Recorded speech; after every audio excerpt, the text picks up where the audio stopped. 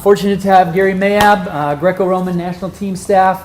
He's going to be working with periodization and then getting an hour on the mat with us. So I don't know if you know Gary's background. Coached at Oak Park and Staley High School in Missouri, and built both of those programs into national powers. So it's kind of interesting when you see the backstory of that developmental process. It's pretty neat to see all the tools that he's used over the years and refined. So we're excited he gets to share one of those on periodization today. So thank you. Thanks. I'm going to start out with about three things. Oh, thank you. Thank you. Hopefully we'll be of service here. First of all, this sheet right here. I travel. I think I've been gone for about 4 weeks now, and I don't go back to Colorado until July 1. So I'm on the road all the time, but I'm always in front of different athletes. I was in Richmond at Rob's school just, 10, 15 days ago. Pretty quick here. And then last night I came out of Idaho, so I've been working there for a couple of days, 4 sessions. So right before that I was on the East Coast over in North Carolina with the Marines, right after we had trials at Raleigh. So on the road all the time. One of the things that always shocks me is I'll stop an athlete, because I've got very short time with them. I'll turn to him and go, "What's your primary?" Sometimes on a Tuesday, I'll do this move, but sometimes the guy pushes me really hard, I do this move. Or they'll say something to me like, "Well, I kind of go out and shake hands and I feel my way into the move and see what it is."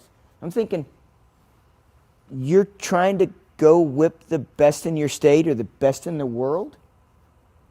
You can't afford, this isn't ready to get a fair fight. I mean, it's not like, "Well, go ahead and hit me as hard as you want and then I'll start." Because after you wake back up, that match is over, okay? And so, one of the things that like Sean Lewis said, the people that they talk about getting out in front of the move. The people that set the pace in a match, that dominate, they're not waiting for them. They don't wait on somebody else. Now, I think sometimes we buy into it as coaches because that's how we wrestle now.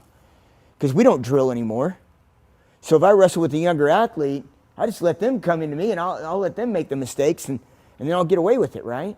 But that's not going to work at that age level. There has to be a big discrepancy in ability for that to happen. And so this is nothing more than just saying, if you could look at it so simple and say, here's a move. I want 4 ways into the move. I want 4 ways out. We've done so many good things today as come across your table today. That Mike's done, that Rob, it amazed me how it's all tied together. It's always tied together. And what you're looking at here is that if you got this move and you got 4 ways in, 4 ways out, you got a 16 combo there. And what happens now is that everybody looks at film. If you're somebody's watching you. And I have athletes sometimes say, "Well, Coach, I don't want to write all that down because then people will know what I do." Are you kidding? Come on. I can break out film on you and figure out what you do. You think I need you to tell me? And here's what's crazy. You can tell me what you do, and then we'll sit down together and watch the video. Because that's not what you do all the time, okay? Because that's the other side of it. And sometimes I have athletes that don't want to do this. One of the worksheets that I'm going to show you takes about 3 hours to go through. And it's always amazing because I do it normally at the cafeteria. I'll get home out to Mike's house a little after 10 most nights. And it's just because I spend time in the cafeteria with one of the athletes and we kind of close the cafeteria down. And it's one of those deals where we're talking about what moves they're doing and then are their tie-ups matching up to the actual actions that they want? Are their finishes matching up? Does their primary and their secondary match up? And if it does, magic starts happening, right? Well, the thing is that when they hit these moves, one of the things we got to do is we'll sit across the table and then all of a sudden they'll get me up and then they want to hit the drag on that side. They'll go, "Yeah, I'm going to hit it off my trail leg. I'm going to hit it off my lead leg." Okay? So I've done this all different ways. I would give you some pointers on that. For one, right now I talk about lead leg, my lead leg. I'm not in control of that opponent yet. That's what I want to control. But right now I'm in control of me. So when I first started doing this, I'd be like, "Well, do you want me to attack his left side or his right side, Coach?" And I used to do that, but I quit doing that. And I made everything off of what we do. So my lead leg 2-on-1 is this 2-on-1. That's an outside 2-on-1. Lead leg inside 2-on-1. So base it on them. It'd be the easiest way. The other thing is that once you start talking in language of lead and trail, you'll be amazed at how much your athletes will really pick up on what's going on. And then what you see at the higher levels of wrestling, like, if wrestling is stance, motion, level change, penetration, lift, back, step, back, arch, then that's what we're looking at. And then you've got the 5x5 series that Mike has championed so well. When you add all that in, that's what wrestling looks like. But if you take one SP, and all that is it's your setup to your primary. So it's your first SP. And then your second SP, obviously, is your second best tie. That's what you're looking for. And then you have a primary offense. You have a secondary offense. In between that, you see that push out? Because at our level right now, if I go out and I start fighting somebody and I'm trying to set up my movements, I'm trying to get that taken care of. If I can get that taken care of, then great. Score your 2 in the first 45 seconds. Because after 45 seconds, somebody's going to start getting talked to. If you're in a cadet match, it's going to happen maybe in a little faster than that. Okay? Because they're at 2 minutes. Yeah. Schoolboy, cadet. The talking's going to come really, really fast. Now, the beautiful thing about them is you don't have to worry about their scoring. Because they go out and they do it right, don't they? It's awesome. Okay? So we have all these coaches around the world teaching great offense. And unfortunately, somewhere along the way, we start figuring out defense is a little easier to control matches. So that's what people go to. But keep doing what you're doing because we love it. The other side of it then down below is just takedown, your takedown turn series. If you have to hit the mat and then figure out where you're going, then you're behind the curve. Okay? So you want to stay away from that. Go ahead and flip that page over, if you would. And all this is I wanted to show you one way that I try to evaluate. And I try to evaluate on a very simple 3-step. I've used all different kinds, just like I'm sure you do too. I've used a 10-point scale. I've used because everybody uses a 10-point scale. And I just narrowed it down to 3. And I put a 0 in there, okay? So I have 4 levels that I work off of, and I have 4 levels of elevation. So I'm going to evaluate based on those. Number 1, attempts. Are you attempting to hit what we've been working on in practices? So when I look at film, are you going out and getting a 2-on-1? Are you taking that 2-on-1 to a reach around drag? If so, then that's clearly a 1. Now you want to keep moving up, but at least you've got the 1 down. Now, trading points. Are we going to trade points? Are we getting, because when you start hitting moves, that's when you start trading points. When's the best time to score? Right after a score or right after an attempted score? That's the 2 best times to score. Whether it's your score or their score, it doesn't matter. That's the most open time you're going to be. Boxers taking that hard, long right hook. You've opened yourself up for almost a full second. A jab doesn't do that to you. So when you open yourself up, these counterattacks are going to happen. So strong, skilled. Number 3 there. It's strong. The reason why I use strong is because when you take a capture position, you see athletes step in to take a lock and load, and they're solid. It's awesome. When you have an athlete that their head's outside their frame and they kind of reach in, they get off balance, and now they've made contact with the other athlete, bad things are about to start happening. That's when all of a sudden you got the 2 raccoons and a gunny sack on the front porch. Okay, because they're all over the place now. And then you're just hoping that your guy ends up on top at the end. Okay? And that's not the way to go through life. Okay? So what we want to do is get strong, skilled attacks and finishes. We all know that when we go to college, the 2 things we cannot do is we cannot seem to finish a takedown and we can't get out from bottom. That's the reason why you get rode for an hour and 15 minutes sometime in your life. Okay? So those kinds of things is what we want to prepare our athletes for the next level. And so what I'm going to talk about today is leveling up. I'm going to show you some brief things real quick. I'm going to steal a little bit of my mat time with this just today to start with. But then we'll get right into it. Any questions on these 2 sheets that you see? And if you have any detailed ones, I'll be around tomorrow because I'm going to come back in and learn again. Okay, so I'll be around. Catch me at any of those breaks. The next one, we'll start with this page that's got work on the outside there. And this would be like what I can tell you that I've never had the same practice twice. I can also tell you that my practices are really detailed. Okay. Mike, can you grab my notebook back there? I don't know if it's up top or, yeah, it is. Oh, not that one, I'm sorry. My actual 3-ring. Okay. If you want, you can start sending that around. I wanted them to see it, whoever wants to start with it. But, and this will go around throughout my whole time, but you can take a look through this, and it's basically, you're going to see an awful lot of what I'm going to present today to you. But this would be like what I would do for I pick things out. What Mike picked up first was my notepad. I have 3 notepads in my phone, and Mike and I are constantly jockeying back and forth different notepads and working on stuff. But then I'll take the ideas that stick, the ideas that I want to see fixed. You know, right here in this area, Jack Harcourt, Virginia coach, back in the day, he gave a clinic one time. I was much younger then, and I came in and he said, coming to a clinic is like going to a shoe store. You're only looking for the shoes that fit you. Well, when I go into a shoe store, I'm only looking for the 8.5s. Unless I'm ready to go skiing, and then I'll buy 13s or something crazy. But, you know, other than that, I know what I'm going to buy. And I have a philosophy, and you have a philosophy. And the only thing that matters is what I'm going to show you today that sticks in your program. Okay? I'm not in the situation that Mike is. Okay? Mike's job is to teach you things that if you don't know, you can lose your job over. If you do know these things, you can do your job better. What I'm going to show you is just a way of thinking about leveling athletes up and what that looks like, okay? So we'll keep it pretty simple. So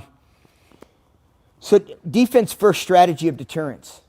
You know, what does that mean? Well, circle trail. I'll show you this when we go to the mat, circle trail. If someone would go ahead and circle that to make sure that that's one of those first things I hit, I want to see feedback from you, and this is one way that I get to do it, is I'll share with you a couple of things I want. Another one to write down to be ready for is vertical defense. Vertical defense. It's such a powerful need, okay, of what we need to get done. It also, it will get athletes to go ahead and jump over to Greco and not be worried about it as much. Lift and return, down there below. It's one of the things I did because as a Greco coach, I took and I put lift and return in. And you know, and I know that in the last 3 years, National Federation, NCAA, has started really paying attention to lift returns. Because again, the concussion issues that take place with you trap a wrist and a cross wrist and lift a guy, lift a woman to the mat, tell you what, something bad's going to happen. You don't have any arm to post. So I came up with different ways to leave their arms free, but yet us get takedowns and returns. And once we got our athletes to return 3 times on average, because the thing we figured out, and I break down every piece of film there is possible if I can. Sometimes if I'm in for the weekend, I can tell you I'll go in about, after practice on a Friday night, I'll stay there until about 10:30, 11 o'clock at night, and then come back all day Saturday, and then Sunday I'll walk back out around 10:30 at night. A couple weeks ago I did 31 hours of film over a weekend, just breaking stuff down, because it's the way that you learn best. It's the way I learn best. The other thing I do all the time is I use still photos. Still photos are the best way, I think, to analyze your athlete's technical abilities. Because in every single photo, there is a winner and a loser. On my old notebook, I had a picture of 2 athletes in a lock, and it was just one of those freak pictures. I could not tell who was winning. So I put that on my notebook. I kept it for about 13 years. Then my notebook disintegrated. But the deal is with travel. But the deal is that it's in every photo, you're going to see that positive position, that functional posture, that head up, butt down, hands low, hips and elbows tight.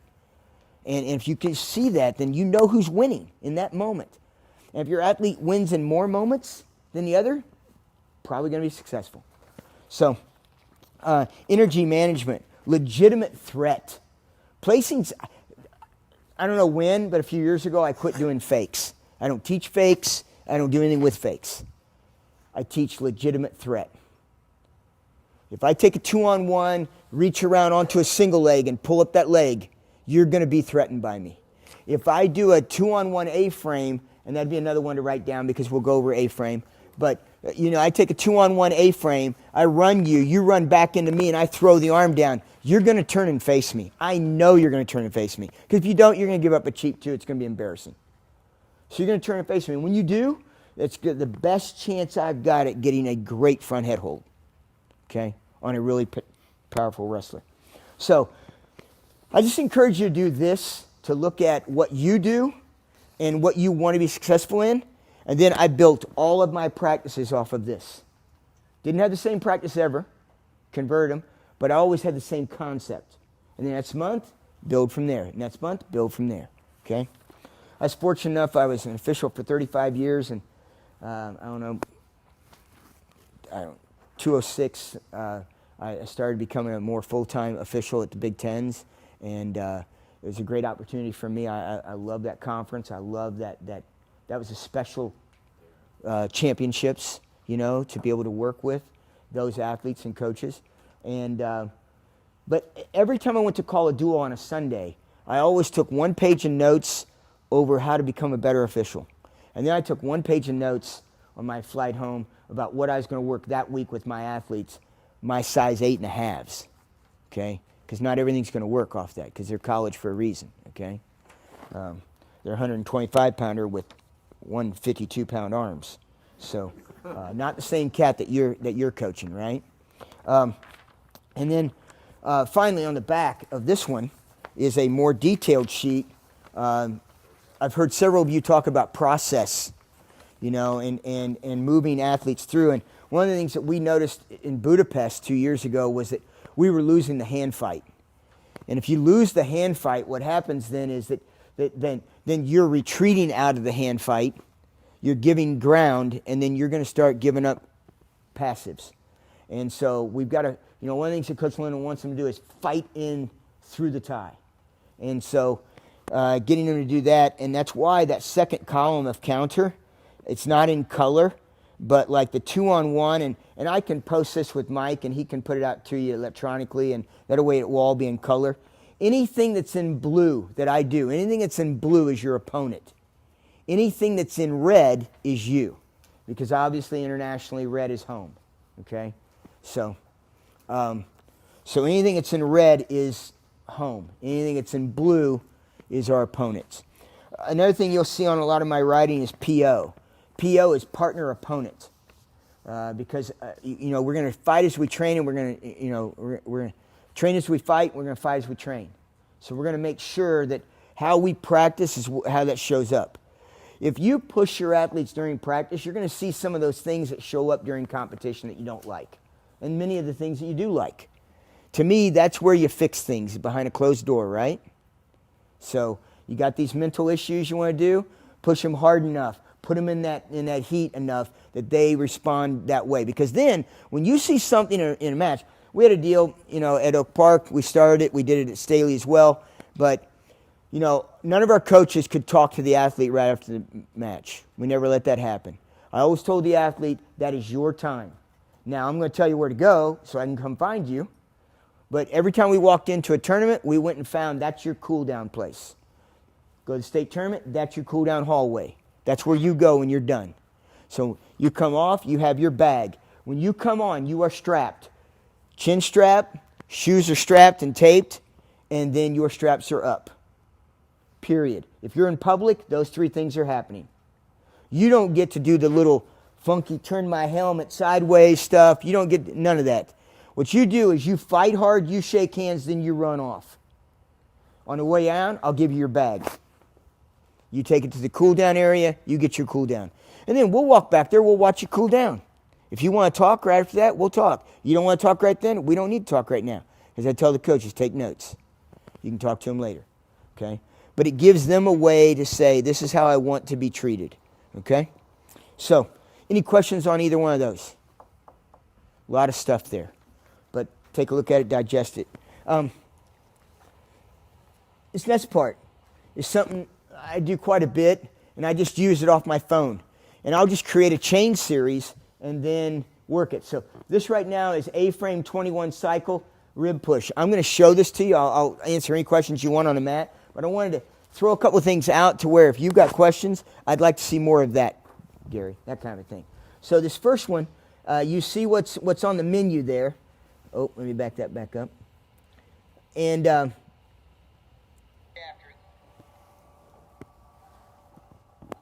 A-frame 2-on-1 knockdown, front head hold.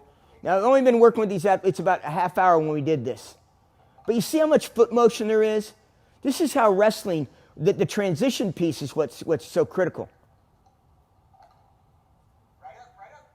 See, and then they got to respond faster, you know what I mean? You got to get back to your feet. You got to rescue yourself.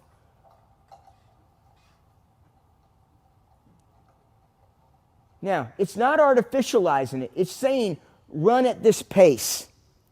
You know, at the Olympic Training Center, we had a deal that they can hook a tow line to you, put it on a computer, and they can have you swim a world record pace. Because now you know if you really want to compete, that's how fast you got to be able to go on your own.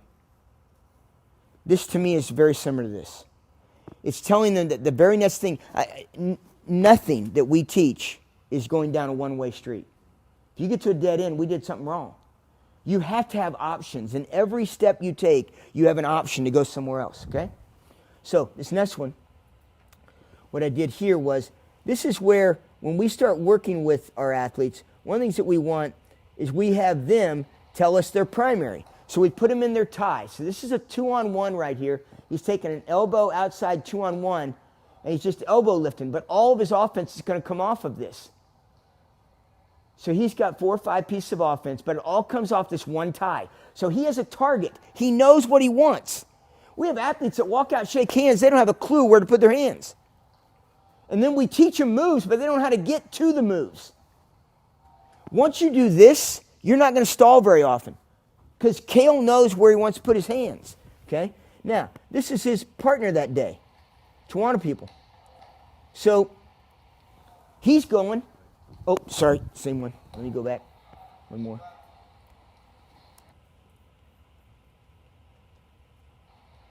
This young man's going to go to the Air Force Academy next year, blue. Same thing, going in, getting a good 2-on-1, and then working his technique. But just one technique after another. You just keep going with it. And it took us a little bit to get him to where they were like, how many you got? Well, I got 3. Okay, well then show me all 3. Let's add to 2. So we get to 5. And he's got 5 possibilities once he steps out and gets his tie. Depends on where the athlete goes, what he does, right? Then the last one you do is you take, and you put the 2 together. So the first 2 was 38 seconds, I believe. All right, sorry. Of course, that's somebody else talking. That's not me. But now what we do is, now you put them back together and say, now you take your 2 best things and put them together. You do 1, 1, 1, 1. Now you're answering. Because now we're doing what we just got you talking about. When's the best time to score? Right after an attempt or right after their attempt? Right after their score or right after your score? So we got to get them back in that mode. And we did this back to back, so they got tired, which is awesome too. It's amazing how tired you can get in a minute 8. But we normally don't have a good cyclical rate, okay? So I want to show you this to start with because I want you to say, okay, begin with the end in mind. So,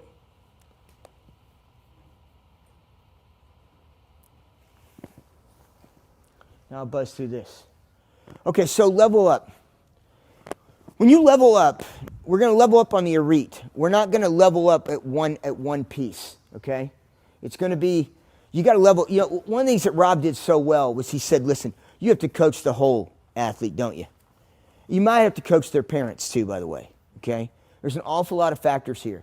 So if you're going to level somebody up, you need to level the parent up to have a new expectation, a new way of talking. You need to level up the athlete the exact same way. Physical, mental, spiritual. So we're seeking the truth together. This is why I love film so much. You get them to write down what they say they're going to do, and then you watch them in a tournament. And then you break down what they did or didn't do in the tournament, and then sit down with them It's hilarious. Okay, I want you to circle trail leg. You're doing a great job. Minute 37, you're taking on a champion, and they have not shot one single shot on you. They've not put an attack on you for a minute 37. You're doing a great job. What? Haven't had a minute 37? I got bored, coach. Yeah, you went the wrong direction. The second you turned the other way, he took you down in 2 seconds. You did 137 seconds, or a minute 37, and then you turn around in 2 seconds, you got bored? Don't get bored, okay? Seek the truth together. So what we want to do is promote upside down thinking, okay? We want to take somebody from here, we want to move them to there. That's leveling up. They have to think, they have to act, they have to sleep, they have to train different, okay? We want to create the upset. Because if you want to move an athlete up, they've got to start creating upsets. And then hopefully they get to some point in their life where they're the dominant athlete, and then that's when the real trouble happens, isn't it? That's when the mind games start happening. When they walk into a tournament they're supposed to win it, it's a lot easier walking in when you're the underdog. And America loves the underdog, okay? So we'll take care of that person. What we got to do is promote the upside down thinking, okay? So a lot of that is from me to we, okay? So what are you training for? Figure out what it is. For us, these were our big 5 this year. Pan American Championships. We wanted 6 athletes to be able to go to the Pan American Games coming up here next month. And right there, we only had 1 qualified. We had to qualify 5 at the games this year, or at the championships this year. So that became a huge target for us, because that's USOC right there. That's what they care about. They're continental. So now we've got the 6 athletes, and luckily we got all 5 of those qualified. We had the heavyweight qualified the year before. Now we got all 6 in. That was the starting point. Then 2019 World Championships. That right there may be our best chance to qualify for the Olympics. They've taken the Olympics down to 16 slots. When you take a look at we're in unprecedented waters right now. You're taking 10 weight classes down to 6, and you're taking brackets that, Derek, what was your bracket?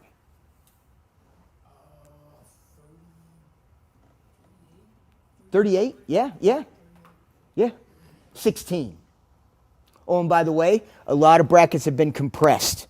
Almost all of them would be compressed, right? 10 to 6, and then 16 slots. Now, World Championships, you place in the top 5, you're in. Okay, you qualified the weight. And then there's these other qualifiers to go. But many of the other qualifiers are the whole world shows up and only 1 gets through. All of a sudden it's going to get real ugly. So that has to become. So this is our big 3 across the top. On just the development side, we want to develop depth. It's one of the things that Mike alluded to, that we were fortunate enough to have a big jump in U23 this year. That's a starting point of where we need to be. But that's development of depth. And we have these targets that we're after, that we're chasing. That was one of them, and luckily it was successful. Okay? And then 2020 Tokyo, obviously. It's never out of our mind because it's right here, right now. Okay? So, whatever yours is, put it down, put it up in front of you and go, yep, that's what we got to get done. Because that's your starting point to leveling up. And then the things that you want to keep that you don't want to fall apart on. Risk. You got to hold risk. You got to go the first 40 seconds really hard for the exact reasons why I told you earlier, okay? Train for that, though. Now, what we're here to do is go from A to B.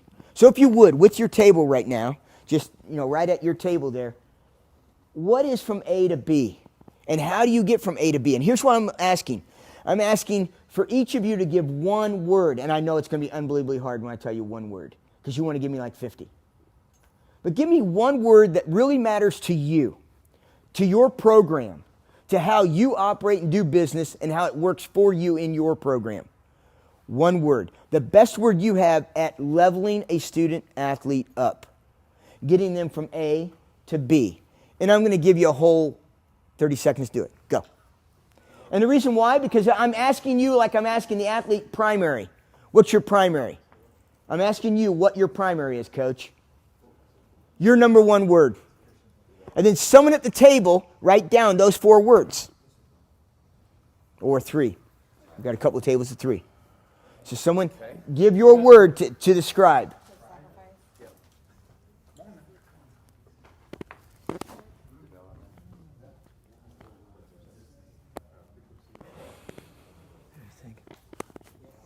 We'll see. Mhm.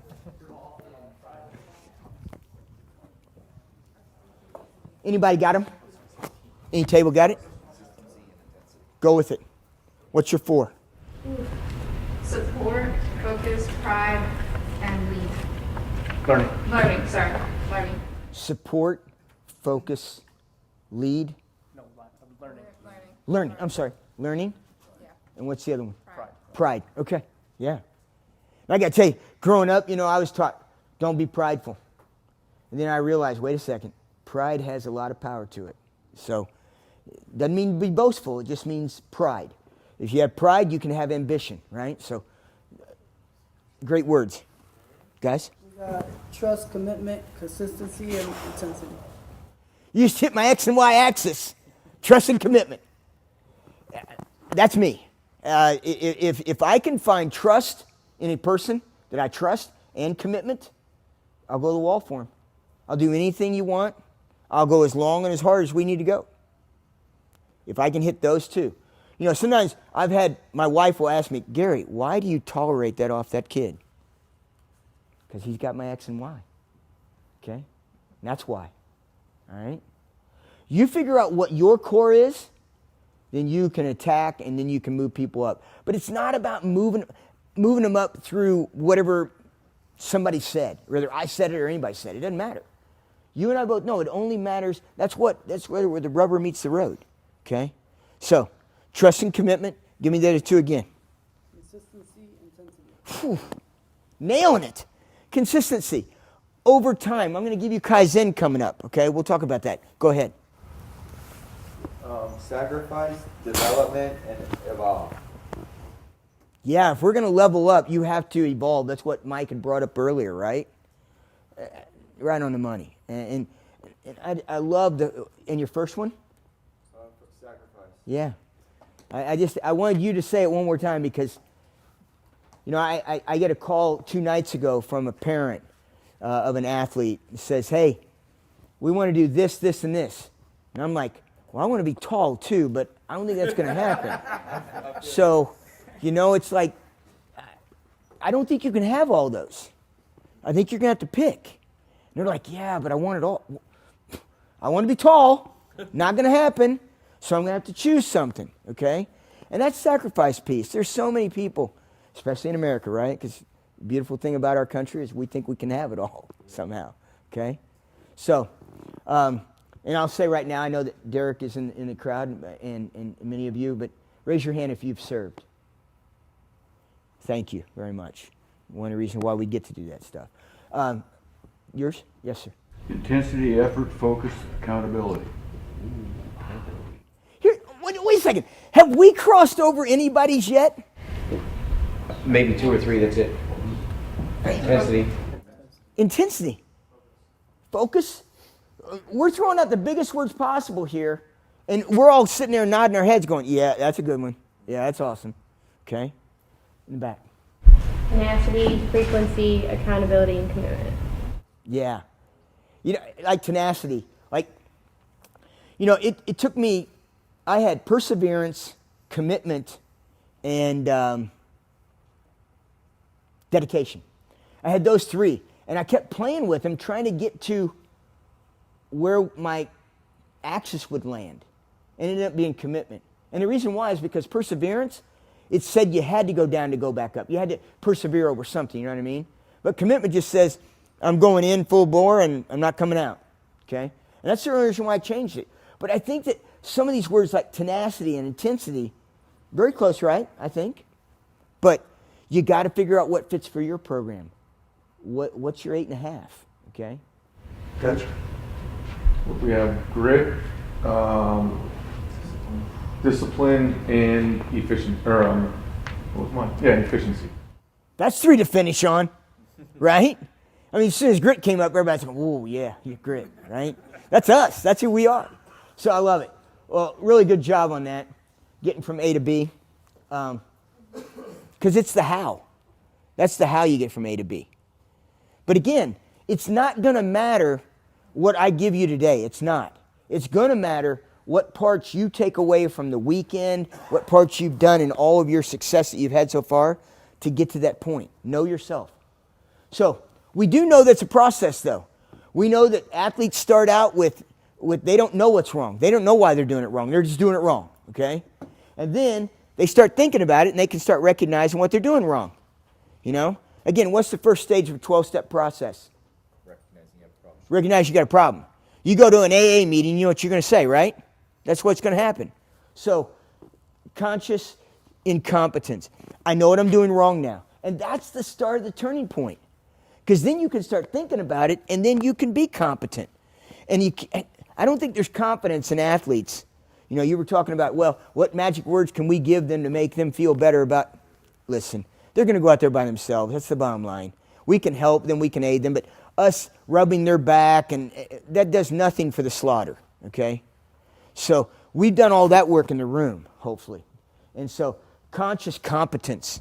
Now, the parts that Rob gave you that would help you in that area, 100%. You do everything you can for them. But at the end of the day, we turn them loose and we do something without being able to do anything for them. In our sport, one of the things that I think is still controversial, and we've kind of fixed it a little bit with the concussion protocol, but you have someone get injured and you put a minute and a half on a clock? What sport does that? If you're hurt, you can take as much time as you want. Because the first thing the coach sometimes has to do is go out and go, you all right? You ready to go? All right, here we go. Really? I mean, people in the stands got to look at that and go, man, that's barbaric. Okay?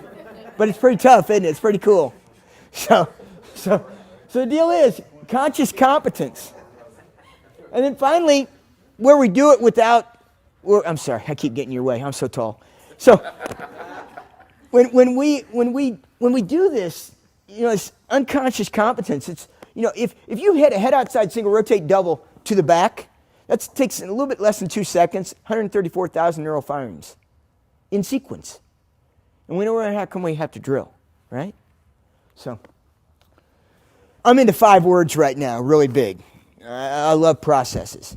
And my 5 right now is survival, stability, security is the first 3. Because we're trying to take people up this ladder here. Well, we know that when we turn that athlete loose with another athlete and go, yep, go get him, we're not going to swat him on the rear anymore, but we are going to kind of lead him by the hand and go, yep, it's just you, by yourself. Go ahead, go give that a shot. What we better have taught them is how to survive. When I left Oak Park and went to Staley, I stood in front of the parents the first night and said, hey, we're not going to teach an offensive takedown this year, I don't think. Parent in the back said, I don't know much about wrestling, but at the end of the day, what happens when you're behind? You lose. Don't get behind. Lead management. The longer you stay on your feet, the longer you don't get turned, the longer that person doesn't get to lay their ears back and decide to take you down and let you up 50 times, that's when it matters. So it starts by survival, getting them to survive. And it's every one of our athletes. Get them to survive at the level you're pushing them to. If you're going to level them up, give them some tools. If you're pushing them out of an airplane, give them a parachute, okay? Or make them really tough before you push them, okay?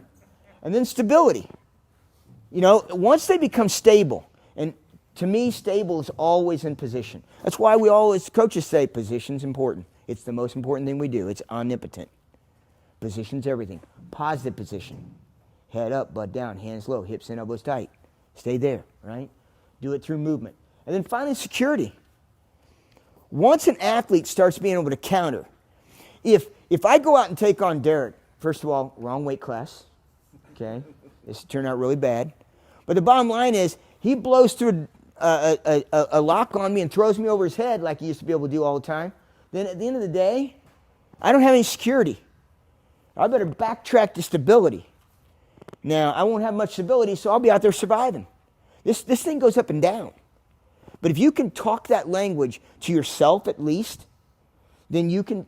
One of the things I praise my high school coach on all the time, and my father passed on my first birthday, and I make 2 phone calls. Coming up, Father's Day coming up, I make 2 phone calls every year. One to my high school coach and one to my college coach. I never miss, ever. Because those 2 men changed my lives. And I said lives. I didn't say life. I said lives. Because I've had several. Okay? We all progress. We level up, right? I'm in a different life now than I was 3 years ago. So, security. Get your athletes to where they're secure. You do something to me, I'm going to do something to you. Trust me. If nothing else, teach them how to counter. 3 levels of wrestling. Defense always. Offensive countering, not counter offense, offensive countering. I'll talk more about that on the mat. And then finally, chain wrestling. Chaining. That's how you finish against good people. And then finally, if you use all 3 of those in sequence and there's no direct order, you're using all 3, that's a dominant wrestler now. That's the 4 levels I try to push. That's when I say leveling up, that's the 4 levels I'm talking about. So I'll give it to you in a second. The last 2 words, success, is number 4. And you say, well, what's more than success? Significance. There are athletes in your program, and I hope it's a program, not a team, because programs always whip teams. Okay? I hope you're running a program. But if you're running a program, then you know what I'm talking about here. Because you'll have successful athletes. You'll have an athlete that has 45 wins, 1 loss maybe going to state tournament. That's success. They had great success that year. But are they significant to your program? Are they teaching the other athletes how to become 45 match winners? Because if they are, now they're significant. You are not significant until you share. Another S word. So you can be successful, and you've seen it. You've seen those. And I know that when I was growing up, a lot of people said, man, you want to be a champion? You got to be secure in yourself, and you got to be somewhat reluctant to share. Like you got to be inside yourself. Well, first of all, okay, be successful that way. But once you're successful, get the next person, help them up. So that's what Mike was alluding to too, about how to draw more people into the game. This is a huge step for athletes, getting them to level up there. To me, that's one way that you can protect your own athlete. You've raised up, you've leveled up, great. Now become significant for your team. Shoulder more responsibility. And that'd be another issue of you having to fix their head a little bit, and their heart probably, right? So, this is an example of this just got through happening, right? Bo Nickel tweeted this out. There was the tweet right below this or something. This is my daughter's tweet back. She, big Bo Nickel fan. Huge, okay? But she, right below this tweet was hey, that's photoshopped. No, it's not. Nolf always wears a green armband. Come on. That's what you picked up from that picture? Don't tweet. That's silly, okay? Stop tweeting. So, pause before you post type stuff, right? So, but here's the deal. What one athlete that's really successful in right now currently the most successful college program currently, right? And he's tweeting, I am grateful to have been teammates with the best to ever do it.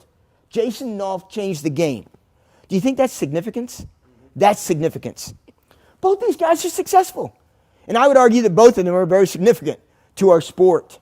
Okay? So, awesome. This other part right here, I took out of Taken. I've got 3 daughters. It just works for me. Okay? But, hey, I'll work on it though. Not done yet. So here's the deal. When you look at this, and what he says is, I don't know who you are, but if you don't let my daughter go, I will find you. Now here's the reason why I put it up there. Because what you're doing when you start to level up, I think that's what you're doing. You're looking at an athlete that's in front of you, and you really want what's right. We're seeking truth. We're gonna push through the next thing, right? That's what we're gonna do. Together. It's a journey. We don't know how this is going to turn out. We just know there's going to be a lot of work involved. But if you get that committed, good things are going to happen. Okay? Why? This was a script, by the way. And as much as you can script something, script it. Because that will get you closer to doing it. And after you do it, you'll be able to do it again with another athlete. You'll have to do it a different way. Trust me. A lot of different ways at the mountain. But, I don't know about you. I've got 3 daughters. All 3 of my children are different. So raised in the same home doesn't matter, right? So, okay. Next question for you now at your table. We can overwork We cannot overtrain. Discuss real quick. Oh, hey, by the way, please do not try to rip it apart. Don't say it's wrong. I'm looking for the positives, okay? Go. I know there's always holes in everything. Try to figure out why this is a positive. Working I've read that most people who think or feel like they're over. Rob gave us a lot of great examples there, didn't he? So what do we got? Come on, yeah, Coach. We thought training is more purpose-driven. You're going through activities that make you better. Work doesn't always happen that way. Right. Some people get up and go to work every day and they don't even know why they're there. They just know they're getting a paycheck. Okay, right? Okay, what's another one? That's absolutely right. Good question he came up with was, what are you working for? Yes. What is the purpose of it? I gave you the 5 that we're trying to go after. So we know that's where we got to peak, right? And if you're going to do periodization, you got to know what you want in the end. That's what you got to have, right? Now you're training for something. My wife, she's done a great job. I'm the worst person to live with because I eat horribly now. I wrestled 114. I weighed 152 and then went down to 114. I was in that age of where we did it all wrong, right? So the bottom line is that I'm bad to live with because I don't care anymore. I work out, but I eat what I want to eat because I've just decided I worked really hard for 16 years and deprived myself of all sugar and everything else, and I'm just not going to do it now. I'm bad.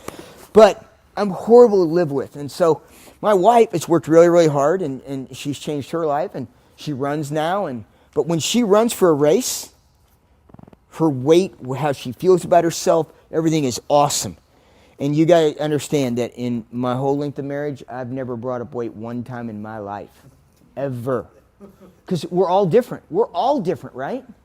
I was just blessed with height, right? Other people not so much. So the deal is that we're all different and we're going to have these challenges.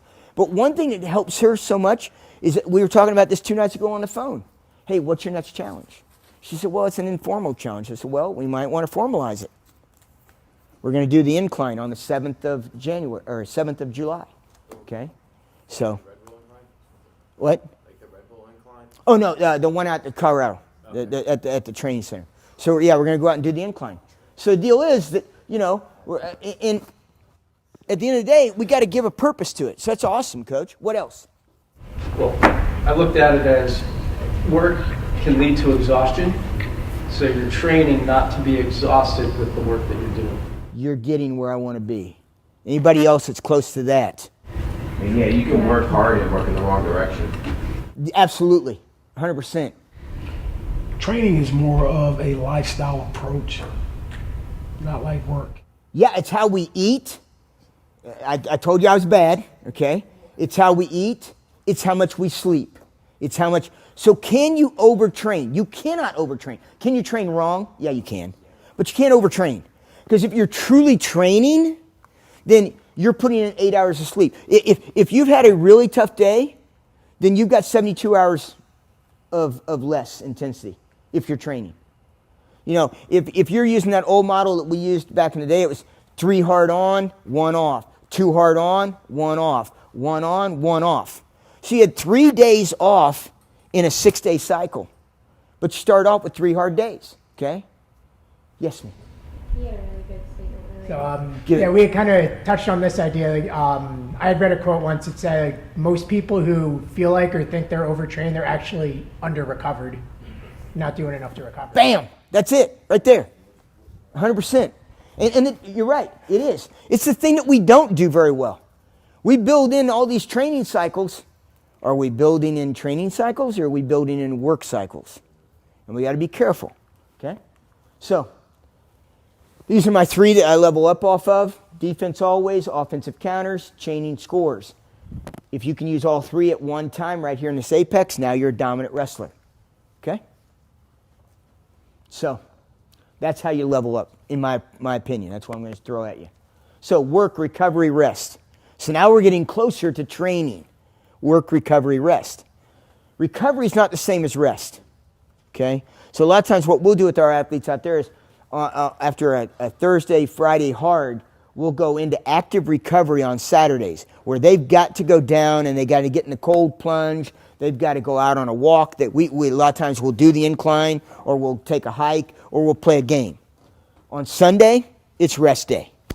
And then we turn around Monday, start cycle again. So work, rest, recovery go together now. Nutrition comes into play. Now we're not cutting weight as hard as we're nutrition. Now we're working nutrition. I don't know about you, but especially as a college official, I would constantly run across guys that I was fortunate enough to work with on a national team or something like that over the years. And you walk up to him and go, "Hey, how you doing? You injury free?" "Well, we're always beat up a little bit, coach."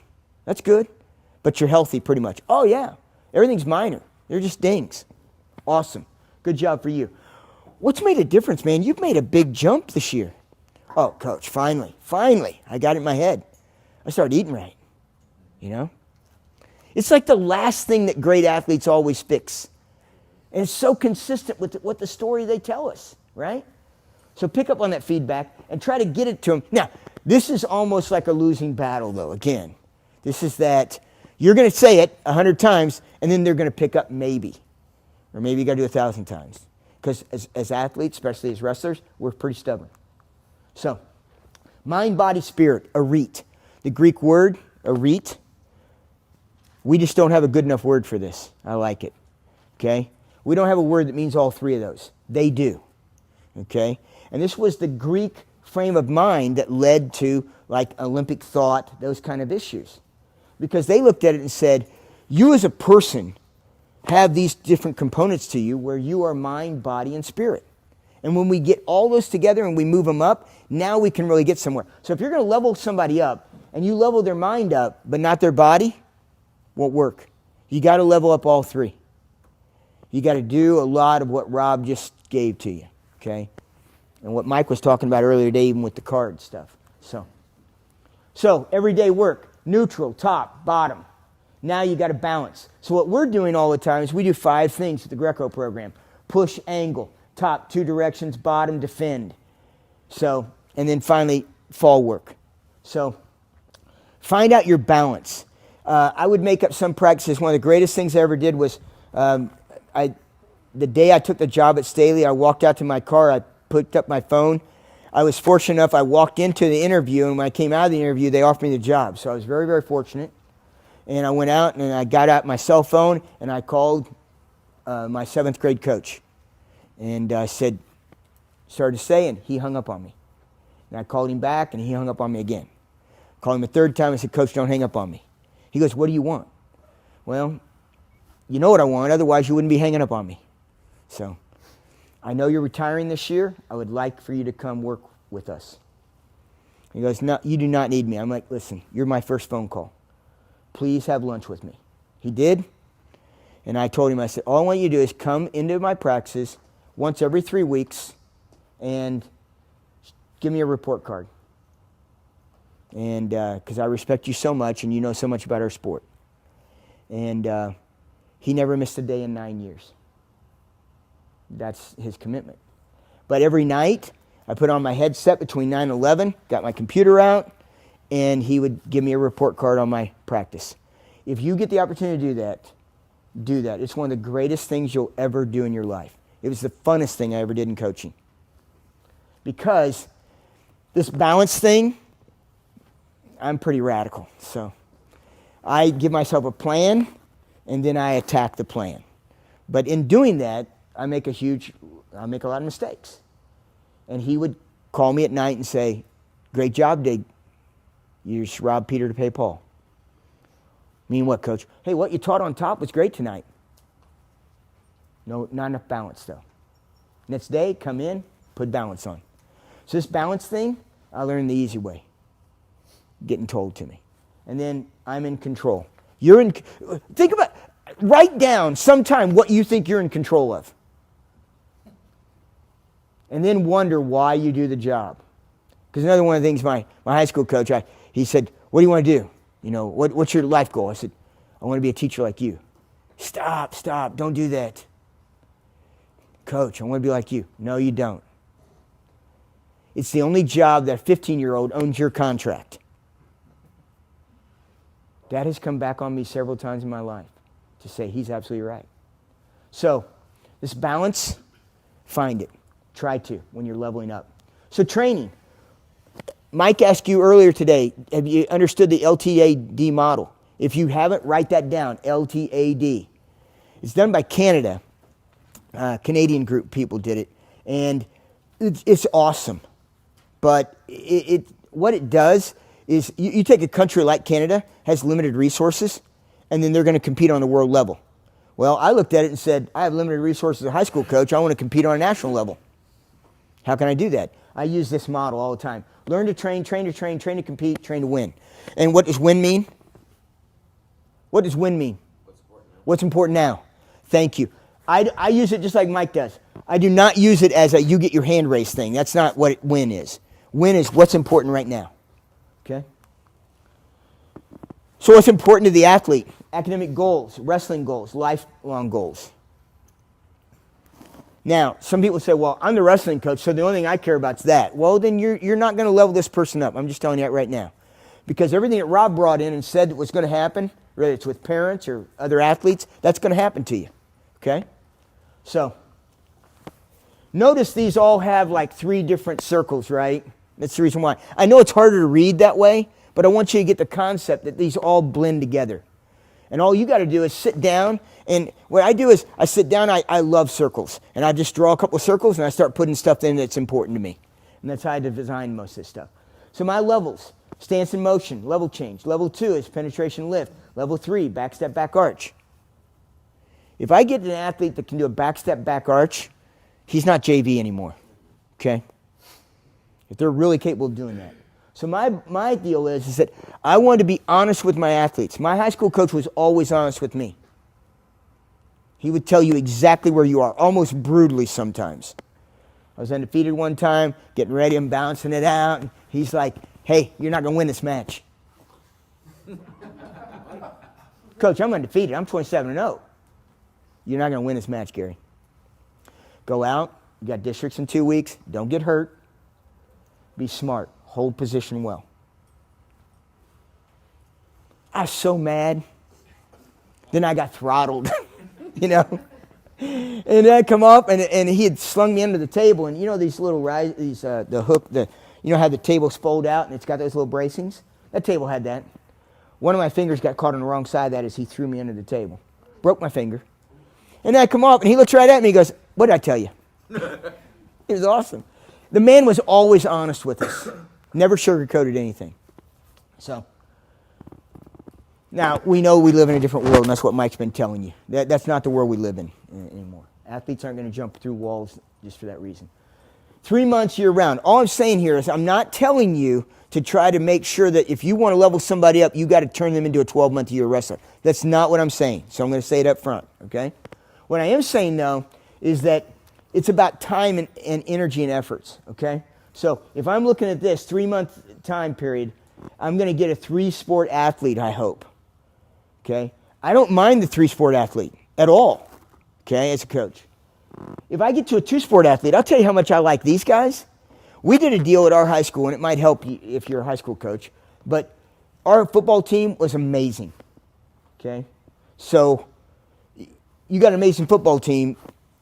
You've got some recruitment issues sometimes as a wrestling coach because they don't like you because you cut weight. So, number one, we don't cut weight. If it's an athlete that is going both ways, that athlete doesn't cut weight, okay? And we held to that, by the way. We did. And then the other side of that is that what we did was we said, what 6 months do you want? And we'll take what's left. And that's what we did. And we worked it out with them. And at the end of the day, we gave them a better athlete. Because yards after contact against a wrestler kind of go away. That double leg takedown works really well in a football field. Hand fighting for heavyweights and upper weights, getting through the line, works really well. Football coaches love us. They just don't like some of us, some parts of us. And what you got to do is take those parts away, maximize the other parts, right?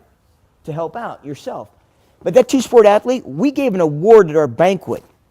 The football coaches said, who's the best football player that's a wrestler? And the wrestling coaches voted on who was the best wrestler who was a football player. It linked the two together, and it didn't make us foes anymore. And we celebrated an athlete. And guess who gave it to him? We'd bring one of the football coaches in to present that award to him on our banquet night.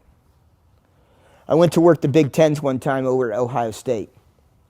And all of a sudden, the football coaching staff walks in all their white jackets. There's 9 football coaches at the Big Tens. You talk about a little shot in the arm? Yeah. Don't make them your enemies. They're too big. Okay? And then 12 months. This is the biggest thing, though. If you want to really raise an athlete up, two-peak them. It's one of the biggest things I'm trying to sell to college coaches right now. If you can't two-peak them in freestyle, two-peak them in Greco. I'll take every athlete you got. Okay? But if you two-peak them, you're going to get a better athlete the very next year because they put more time in. So, 4th grade through 6th, LTAD, novice program, defensive base, 7th through 10, 7th grade counter ability, offensive grind, defensive strong. Now, do you focus just on one of those? No, you don't. But what you do is you develop a plan that says, I'm going to take you down a journey.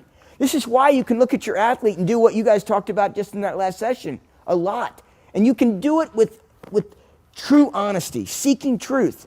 Because you can tell an athlete, okay, first of all, you lost that match. How'd you lose the match? Well, my defense kind of broke down, coach. Yeah, well, you're in the 7th grade. We're trying to counter you right now. We're asking you to counter everything. You're on the way getting taken down. You just throw yourself sideways and see what happens. You're going to open up new worlds to yourself. Now, I'm not telling you by any means this is the right way to go. I'm just showing you a plan that says I can level people up. And I can tell you this worked. I can tell you this worked. For us. And then you figure out what works for you. That's all it is. Okay? 3-month-a-year program. If you've got an athlete that's only with you 3 months, he'll wrestle 1 year when he's a senior, if you're high school. You do it 6 months, all of a sudden now you've just doubled your output. And time is money. It's what we can't get back, right? So, and then finally that 12-month, when you're a senior and you've been wrestling for 48 months in high school, okay, that means summer. That means better competition.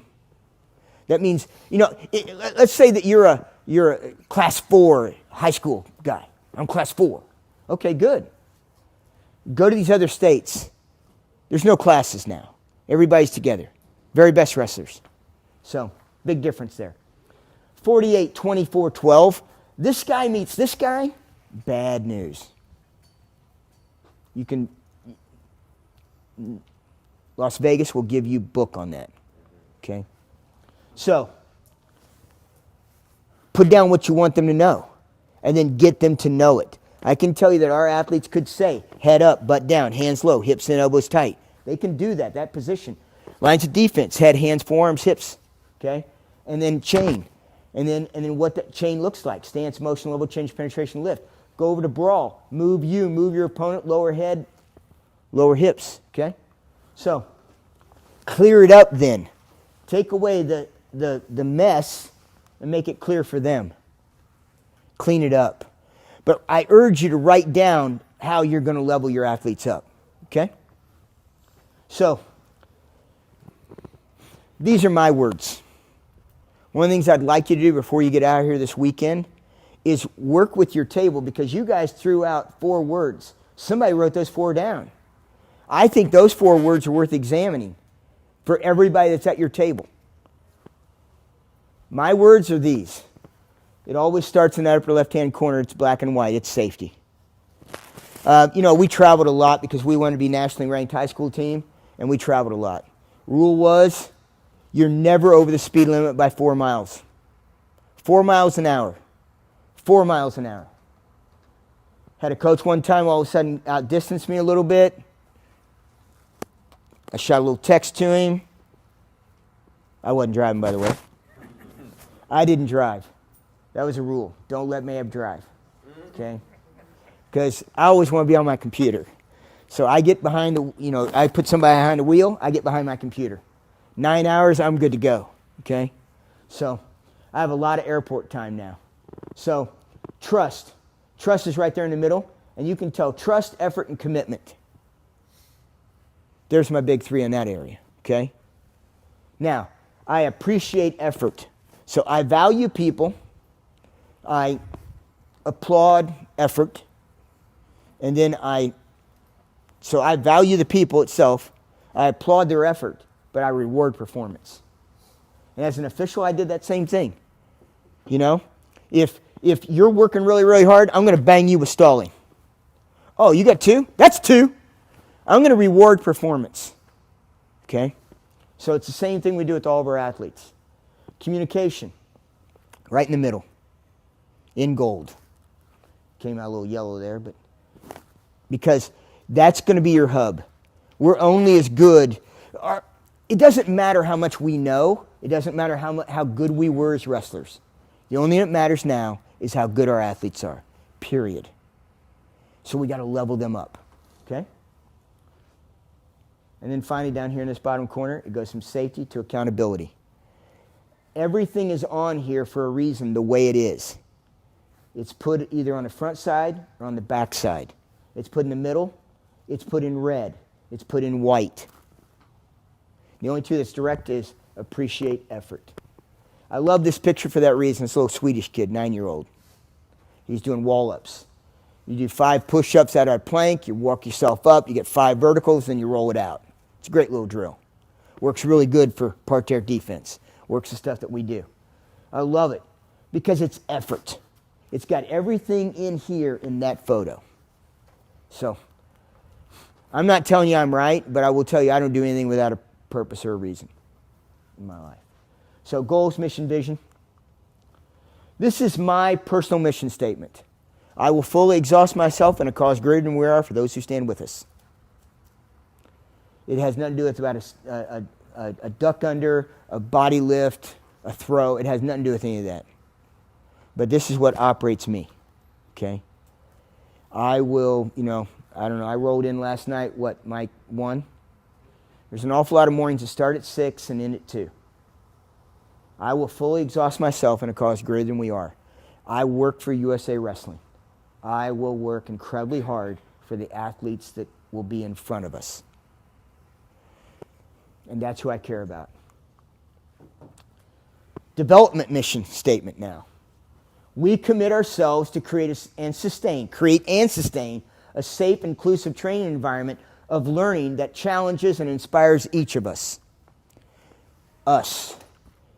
Have you ever done a practice and it really inspired you? You did the practice and it inspired you. That's pretty awesome. That's a pretty awesome day. And normally what happens? It's because the room's flying around. People are throwing, the room's going nuts. You're getting excited. I had to hire a weightlifting coach that was this huge man. I hired him, and people were like, he doesn't know anything about wrestling. I don't need him to know about wrestling. He knows about weight room. I need weight room. Our athletes are learning a lot of technique, and we're not winning 50-50 battles anymore. So I hired this guy. And he would stand over there at the door, and it would get close to time. I'd say, hey, we're just going to go in 40 minutes. We're just going to go real quick and to the weight room. You know how it is, 45 minutes. All of a sudden, he's over there going. And then he's like, and I'm like, one more. There's blood in the room. There's stuff happening. It's awesome, right? I'm super excited. And finally, he would just yell in that big old voice, weight room. Kids just scatter out. Go to the weight room. I needed somebody on my staff that would say, look, midget, stop doing this, okay? So every once in a while, get people that counterbalance you very well, right? So we commit ourselves. Now, what's my keywords? Training, environment. We don't motivate anybody. You know that, right? Psychology tells us that I can't motivate you. All Mike is doing is he's creating an environment that he invited you into, which there will be a certification that might motivate you a little bit. But at the end of the day, that certification will not change who you are without you changing who you are. But all that Mike can do is provide an environment of learning that challenges and inspires, hopefully. So, and then finally, what's our program mission? To build a nationally recognized Greco-Roman program to enhance training environments that prepares our athletes to internationally medal within a team-oriented, strong work ethic culture. A lot to that. But every single one of those words means something in its totality. And you can see that it matches back up with that guy. This is what we're developing, hopefully, to end up getting this. Notice this does not have anything about medals in it. But this last one does, because otherwise, I can easily be fired in 2020. I know that. I wake up every morning knowing that. That's my job. Okay? So, Greco-Roman training. Here we go. Plan the work the plan, adjust, advance. Put your plan down on paper, though, just like your athletes. Don't think it, ink it. Put it down. Because otherwise you can't challenge it. Okay? You can't understand where you went. Kaizen. Slow, methodical improvement daily.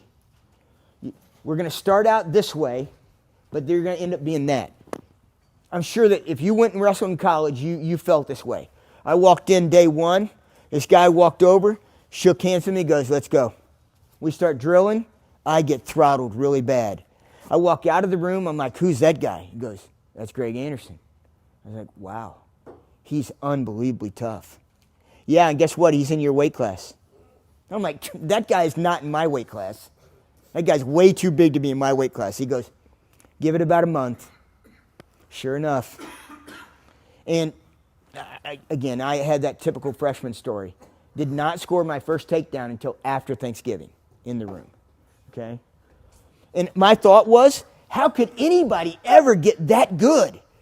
As good as Greg Anderson is.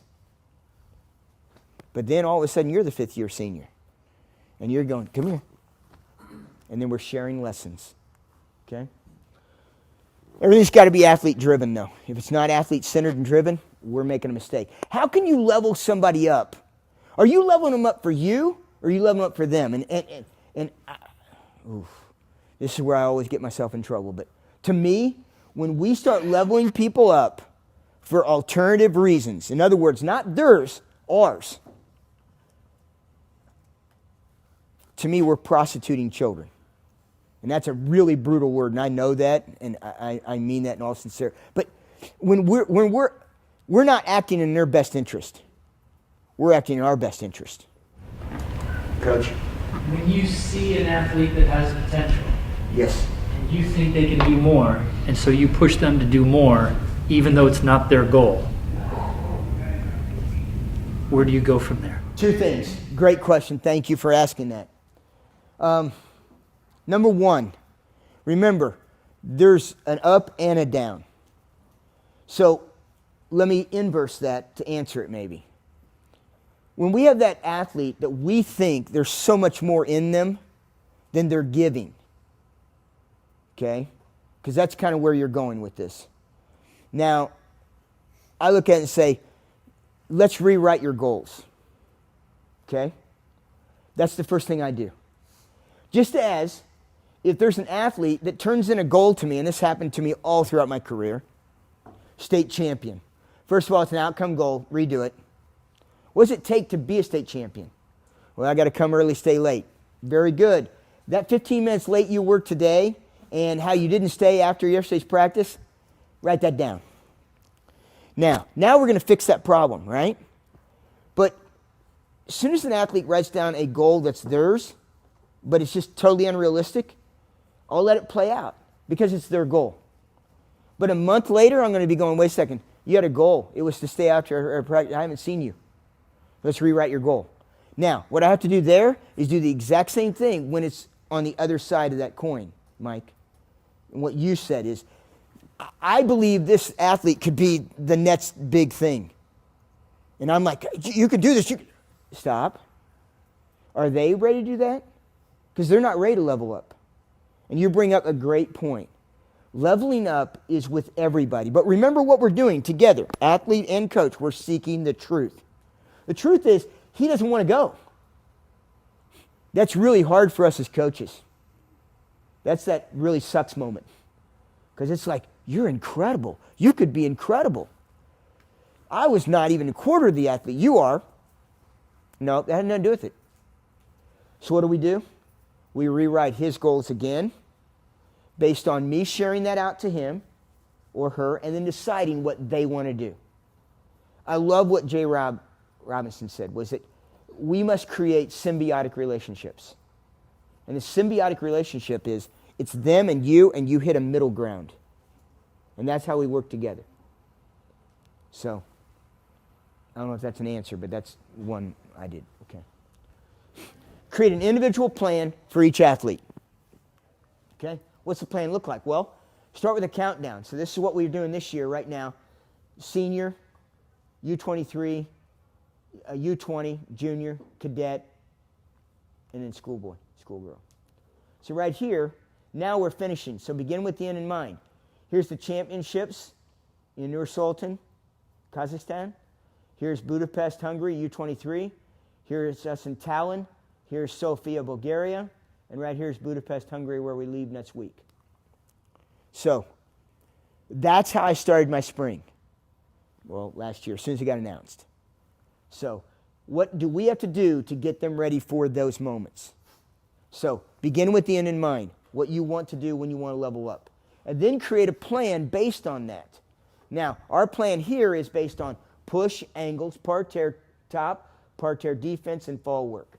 We're going to do that every single day in practice. This is the basic schedule through the weeks. Up here is where the athlete, now this is another thing that's important that Mike just brought up. Remember I told you that our goals, the 5 rings that I gave you, 3 top ones? Right there it is, Pan Am Championships. Right here, Pan Am Games. Right here, World Championships. So there's your 3 that we put on the very first slide. That we said this is where we want to be. Now, here is our 1, 1, and 1. See these 2s? This is where the athletes want to peak, though.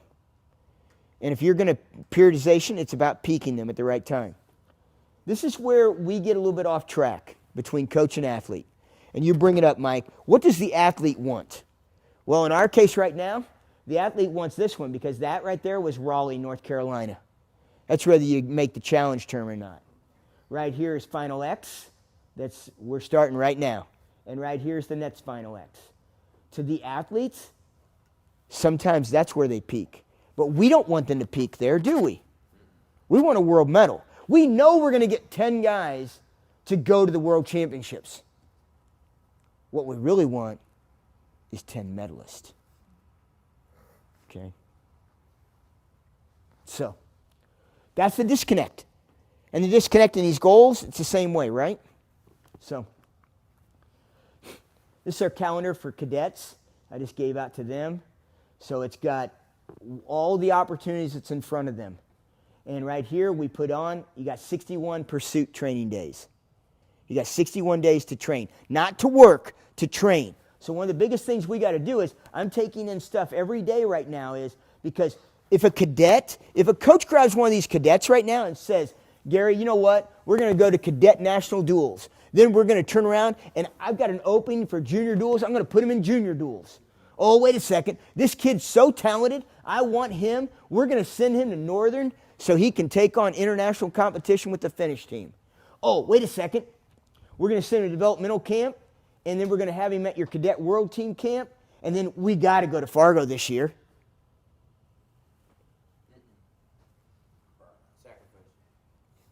Thank you.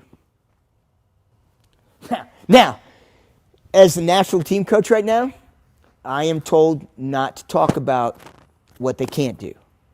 I'm to try to guide and lead them into the, okay, you gave me this stuff. Do you want to do all this? Yeah, coach. Okay, hold on. I'm going to call you in 2 days. I'm going to call you in 2 weeks, especially right after cadet duels. Hey, how you feeling? Coach, a little beat up. Okay, where's our rest recovery at? Where's our active rest? Where's our recovery? Where are we actually sleeping? Okay?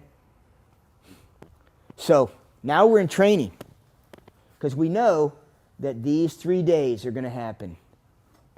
August 2, 3, and 4 are waiting for us. That's where we got to be great. This is one I put together in high school. So I can tell you I had 4 phases in high school. I kept it simple. And I'm going to throw that out you right now because I'm going to tell you, go out and look up all you can over terminology and what periodization looks like. And then just take the terminology that fits you. You know what I mean? That's what I did. I didn't get all caught up in the science part. I'm really bad about that sometimes. What I did was, the month of November was about learning how to train. Just getting them in the room and training every day really well. The month of December was a big competition time. I competed a lot. We would overload our schedule, but we could get a lot of video on our athletes. We did a month of training, then we did a month of wrestling. So we had all these matches. And then in January, we decreased the number of matches because now we're in our hard training phase. I want them in our house, behind a closed door, getting ready for state. And we're going to train for 1 month, and all we're going to do is we're going to handle the conference deal, and then we got 2 big tournaments that year, that month. That's it. Our athletes hated January. But you know what? You get to dial up what you want. You're in control then. So I'm not telling you that's the way to do it. I'm just telling you that's how I did it. Okay? So, but it was all broke down here. I think this was, this was 2009, 2010, this example one here. Okay? Big duel right there at Blue Springs High School. Okay? It's my best friend, so got to show up that night, right? But we got to be careful, right? There's a year where that duel got bumped to January. We just trained right through it. Okay? Sacrifice. This is the overall schedule. Because we've got athletes that we're using at multiple levels. You will have the same thing in your club or your high school. Okay? So I would urge you put down the whole thing. And I just put down 31 days here. I run out the months, and then I drop in all of them on top. And I just color code them. Here's our senior level. Here's our junior, or U23. Here's our junior. Here's our cadet. And then everything on the bottom row, we just don't have anything in that month. That's schoolboy. Okay? So another way of looking at it, I do a vertical calendar as well. It's crazy. If you look at something from 3 different angles, it's kind of like the Hubble telescope, right? We've gotten pictures from space that we've never had before. Because we've only seen space from Earth. Now we see space from over here. Okay? So there's planets that hid behind other planets. So now what I'm going to look at right here is just what you want to get done overall. Communication, sense of urgency, professionalism, accountability, and trust and respect. Those are 5 things that we're trying to change our program in Greco-Roman wrestling with. Doesn't have anything to do with the body lock, though, does it? If we don't fix these other things, we're going to have some other problems we can't fix on the mat. These are the levels. This is the plan. Level 1 is defending, countering, attacking. So right here, defending, stabilizing, right? Security, starting that. Control the center, deny. You know, as soon as you start wrestling a kid internationally, you take that first kid and go, yeah, it's just like folk style. Just go out there and it's freestyle. It's okay. And all of a sudden they get ran out of bounds. Hey, you got to stay in the middle. By the way, got to stay in the middle. Okay? Got to stay in the middle. That's going to cost you every time. And then they try to stay in the middle and they get ran to the edge and they try to stay in the middle and then they get thrown. Coach, I tried to stay in the middle. Yes, you did, and you got thrown. We're going to work on that. Then the other thing is, is they take that really good single leg, and then the guy goes, flip, flip, flip, flip, gets up. The kid goes, yeah, I'm ready to wrestle. Oh, match is done. So those are the lessons they've got to learn, okay? So, and then countering, counterattacks, counter ties, attacking, chaining, finishing, and creating reload attacks. If you can reload an attack, shot, reshot. I go in places and I hear coaches go, we're going to do shot, reshot drill. And then it's I shoot and then you shoot. And I'm like, ooh, I think that's shot, counter shot, isn't it? Just like I'm in places all the time and everybody's like, okay, let's get down in a tripod. And I'm thinking, I think that's a quad pod. So we call a lot of things sometimes what they're not. So I'm going to talk about that in a second. So, and then we go stage 1, stage 2, stage 3, stage 4. I take an athlete, right now this is our plan, folk style and freestyle, baseline performance. They know how to wrestle. They know how to fight. Let's get them in there. Let's get them to the next part. Intro clinics, learn Greco. Technical clinics, learn to train. And then technical workshops, repeated intentional actions, blueprinting. Get them to do the actions over and over again until they feel comfortable. I used to do this, well, I still do it. I do this throw camp. It's really fun. All you do is throws. Kids love it, okay? We throw dummies, we throw tires, we throw humans. And so we do 1,000 throws in 1 week. How you do it is, I bring them in on a Saturday, Sunday. We do 3 sessions on Saturday. We do 100 throws a session. Then we do 2 sessions on Sunday, 100 throws. So in those 2 days, you get 500 throws. Then the next week, they're to get 100 throws a night. I don't care if it's dummy, I don't care if it's people, but it's just walking backwards and throwing. What's crazy about it is, if they give you 1 week of 1,000 throws, they quit hesitating. And that's one of the biggest things you got to break is the hesitation. We are 70% visual dominant as humans. When we go backwards and the points are behind us in Greco, that's where we want them to go. We've got to develop their faith in themselves. It's one of the things that Mike turned me on to, and I've been doing a lot now in all of my workshops now. We've been running backwards to start with. Athletes don't enjoy it. And then getting them to understand that when you run backwards, you focus on the line. You don't look behind you. And that changes them. And the more we get this done, the better it will be. And then finally, we go to RTC training, what you guys do, because you know your athletes better than anyone else. That's why we bring coaches with us to the Worlds, because they know their athletes. And then finally, training camps, where you take the very best in your nation and you put them all in one room. Okay? Then send them back to the RTCs. This is planned to work also. So we started last year in Oregon camp, and it was just a strength and conditioning. Just get their base built. And then a rep and tech camp we did in Vegas, and then we sent them to the German Grand Prix. We took video of them, and then we came back into Colorado Springs, evaluated the video, and then that was our focused, highest volume and intensity. And when you get further into your periodization work, that will happen for you. Then finally, 20 international teams. We went into Europe, and 19 nations in the top 5. 19 nations in the camp, 5 were in the top 10. So we were in the right place. We just got to work harder. And then finally, acclimation camp, followed that right away. We went from Tata, Hungary to Budapest, and then we tapered, getting ready for the World Championships. So similar plan this year. Now this is our age group plan. In the spring, we had technical clinics. U.S. Open was first, and then we had April 30th, we had 108 athletes. That was in Europe, wrestling Greco, so that was a big deal to us for the second year in a row. And then RTC workshops right here, across the nation, 30 workshops this year. And then self-evaluation.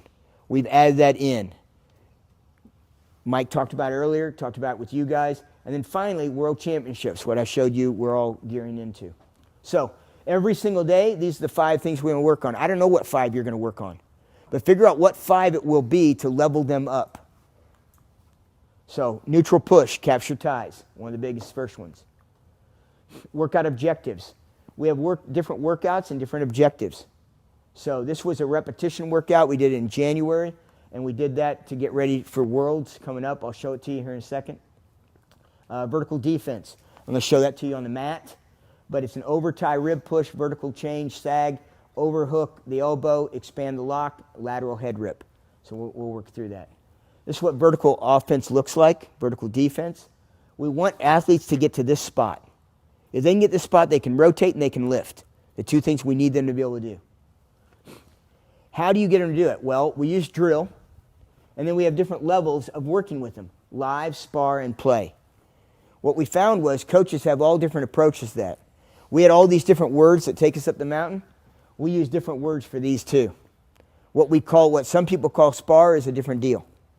So at least get your program all on one page. If you've got a youth program, I worked with a youth program one time, and they had 9 coaches. It was awesome. But every coach had a different way of doing things. And there's nothing wrong with that. It helps athletes learn that there's different ways up the mountain. That's good. But they were throwing different information on the athlete. And I don't think that's right. That's too much for them. So what we did is we broke it down and said, what is it? So it's a front and back page. Sorry. It's a front and back page. I'll put this out to Mike, and he'll send this out to you because this is something I think is, and one of the biggest things is play right here. You know, I do that all the time. We roll out and we go, 1, 2, play. 1, 2, drill. I use the word that I want them to do. That's what I want them to do. If they go out and I say drill and they're out there live wrestling, I'm going to call them on it. I'm going to go, no, that's not what we're doing. The practice plan says this. But play, that's really hard for coaches. Physical and mental enjoyment, mindful understanding of personal. Remember that learning piece that we had at the very beginning? That seemed like a long time ago now, I'm sorry. But that right there, that's what this is. You got to let them play. And for coaches, one of the first stages of becoming an artist in your sport, become your own best coach.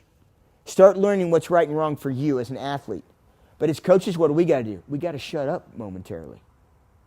Got to quit talking. Because we want to fix everything. Let them play. And then see what the group's doing wrong and then bring them all in and then fix it. Or fix 1 or 2 of them. Like what you said about soccer. Okay? Was it you? Yeah. That's perfect. This goes with this. Deny, defend, counter, destroy, score. But across the umbrella of this, protect yourself at all times. So on that sheet that you'll get, it says PIAT on it. That's protect yourself at all times. So, a couple weeks ago, I'm working with a couple of athletes, and I'm working a 2-on-1, and I get this 2-on-1 put on me, and this athlete asked me a question. And I kind of turn, I'm like, hey, and about that time, this athlete ripped my elbow. But I didn't get mad. In my earlier days, I'd gotten mad. What are you doing? But I'm like, Gary, that's on me. That's me. I'm in control. Okay? So, protect yourself at all times. Become world strong, whatever that looks like. And where you find that a lot of times is you find that by where I find it is I look at the quarterfinals and the semifinals. So I send out a lot of video to coaches. You know, what we put out a lot of times is from the World Championships, we put out the semis and the quarters. Because those are the ones that you got to have. Now, right now, we're working on first round. Because we've got to win first round. If you lose first round, you stand like something crazy, like a 6% chance of placing. Okay? So, and first round winners are scoring 7 points on average. So if you're thinking, I'm going to go out and score 3 points and then I'm going to set on it, you know. Everybody else is scoring 7. Now, people go, no, that's not right. And I'm like, no, that is right because I did the homework. I did the math. But you know what they're thinking is they're watching the semis and the quarters. 80% of those scores is 3-1. Both guys get put down. One guy gets a turn. 80% of the matches from last year. So every series must work at the world level. For us, every series for you. You know, I used to take 8 managers down the state tournament, and they would each have a mat, and then they would write down what happened in each of those matches. And I would determine when the first stall calls were coming, what the scores were, what match you did not want to be in, how many times you stood up, and before. One stat was, if you did three stand-ups, they'd cut you loose most of the time. So we started doing stand-ups without hand control. People go, that's kind of crazy. Well, yeah, what are you going to do? Bring back the mat? I'm going to catch myself. And then I'm coming right back up. So we just practiced that. And pretty soon we were pretty good at getting out. Okay? Just the numbers. Okay? So this is that sheet I told you about. These are the smart starts. This is the counters. And these are the ties that we want. A 2-on-1, an underhook, and a front head hold. This over here, this is where we're not being good enough on top. We need more work. So we're trying to get to the point where each of these things, so if you follow it across this way, there's your 2-on-1. If it's an inside 2-on-1, then I'm going to do drag reach around. I'm going to trap arm gut on the finish. It's just, the athletes are just introducing what they do well. That's all this is. Now, does this plan work? Well, we know that once you get punched in the mouth, the plan goes out the door. But if you don't have any plan, you're a victim. I'll argue that with anybody. Okay? So, design a plan on your own about parterre. What's your parterre look like? But it all starts with little bitty things like get your lock. If you get your lock in the first 6 seconds, you get 2 things of advantage. One, you get a second chance Like you can go two directions with it and the referee will let you do it. Another thing is it'll leave you down longer. They'll give you more seconds because you got the lock early. They're like, oh, he's going to score. Why'd they put you down? Because they were looking for a score. Because there's probably no score. So, all right. So I've said this several times today, but you've got to go out and look up periodization just to get basic terminology you want. So like this is European terminology. It's traditional American. This is American strength and power. So you will not be able to just take what your strength coach says, hypertrophy, those kind of words, and then plug it into your wrestling. But you're wrestling coaches. You know what you want. Intensity, load, those are key factors. Overload principle, okay? We should avoid communication problems when prescribing periodization. Make it simple. Make it yours, okay? Repetition.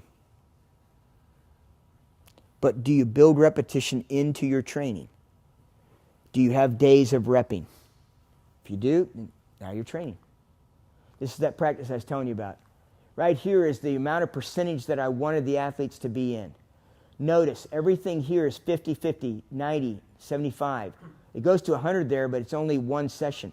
Over here, I put down matches. Everything in boxes, these boxes are 6-minute goes. So this practice ended up being a 40-minute practice. It was done over a 75-minute time frame, and that gave us 52 seconds on average recovery. So our intensity was able to be regulated as we wanted it to. So if you regulate those items, then these are the items that we wanted. Everything that's in red, the A man was going. That's their action man. B man is the basic man. Both guys have jobs to do in every drill we do. So, percentage. We did 158 actions in 40 minutes over 75-minute total time during this practice. This is what the heart rate monitor looked like in that practice. Everything stayed in stage 2 and 3 for the most part. We were there for the bulk of the practice. Stages 1, 2, and 3 in heart rates. But look at the end. We spiked them. This is where this was supposed to be. Look at this, 70, 70, 75. Then it goes 90, 90, 90, 100, 100, 100, 50, 50. So red man, blue man. Okay? So we're in charge of what our planning looks like. In this case, duration was 2 hours total time from start to finish. 75 minutes of mat time. So we stopped, we talked to him. Look at when we talked to him. Okay? That's what Mike was bringing up. So, extreme experience. Mike still remembers riding another human for an hour and 15. That other human remembers it far greater than Mike does. Okay? Somewhere in your periodization, you're going to have to put overload principle on them. They're going to hate you. And then when they leap into your arms, they're going to love you. Okay? So, dream huge. So my last three circles today is give up, give in, or give out. Okay? So, ton of stuff. Sorry it was sit and get, but it was a lot of stuff to get to you. I shotgun it because at the end of the day, if I give you, just like that last practice I showed you, if we give you 158 items in 40 minutes, you will decide which items were most important for you. I wish you well and good luck, and then I'm going to go get changed real quick, and we'll come back. Thank you so much.